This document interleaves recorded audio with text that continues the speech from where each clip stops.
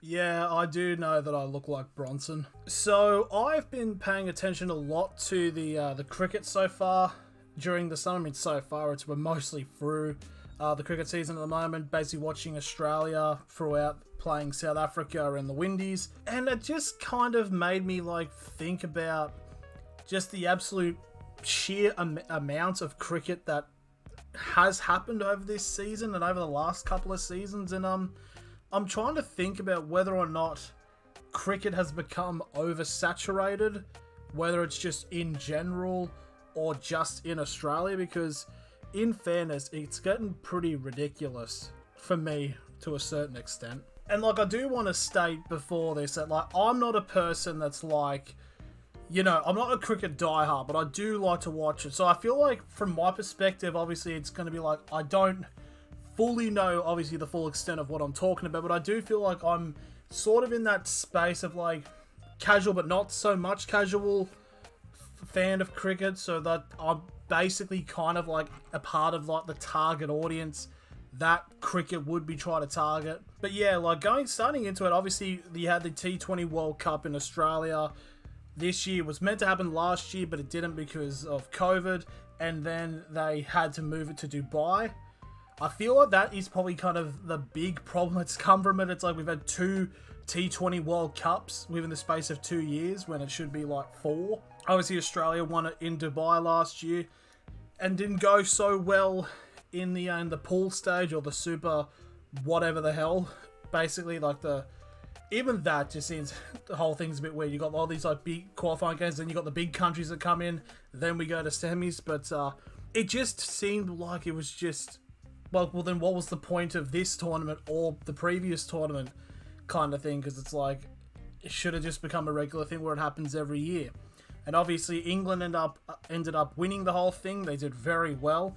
It was very understandable. But for me, the big issue with cricket is what happened afterwards, because genuinely, like 2 days after it, New Zealand and India played like, I think it was like 3 test matches, no, not test matches, T20 matches in like a series, like, and the first one was like 2 days after the final. It's like, what was the point of, didn't you get your T20 fix like there? And then I remember, like, I think it was Australia played England in like a bunch of one-dayers about a week or so afterwards, and then which was actually pretty pointless, because it was basically England's like C team and Australia were playing pretty much full strength, and it's like, oh, who would have thought Australia would win when you're not playing the actual England team? It's like you just had a big world tournament, like, can we get like a breather kind of thing? And that's just something that really kind of messed with me. Like, I feel like it's something,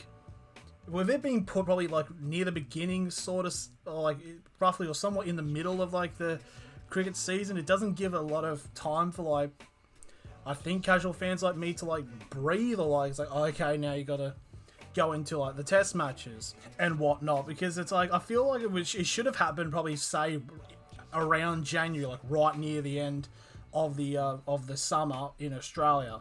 And then as well, it's like you also have like you had the Big Bash currently going on in Australia, where it's just, I think there's just too many matches for it. And then you've got like, obviously you got to then compete with like, obviously Australia playing the West Indies and South Africa in the test matches series over the course of December and November.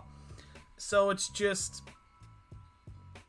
I think it's just like too much cricket. It's like, because you got to watch like 7 or 8 hours of a test match, and then it's like, oh, watch another 2 hours of a T20 match between like Brisbane and Adelaide, something like that. So it's like, it's a lot. It's like, I think it's a lot for like casual fans to handle. And like, I feel like as well, as times are changing and everything is more attracted now to like the faster paced style of games, like rugby, like with the World Sevens, it's become its own entity when it comes to rugby. And I feel that like, I don't want to say test matches have become like out of use or whatever, but because genuinely they are the pinnacle of cricket, but it's like, I don't really see it surviving within the next like 10 or so years, because like, if you had wanted a match to decide like who would win a game between the country? Would you rather it be 20 overs or over 5 days? And I feel like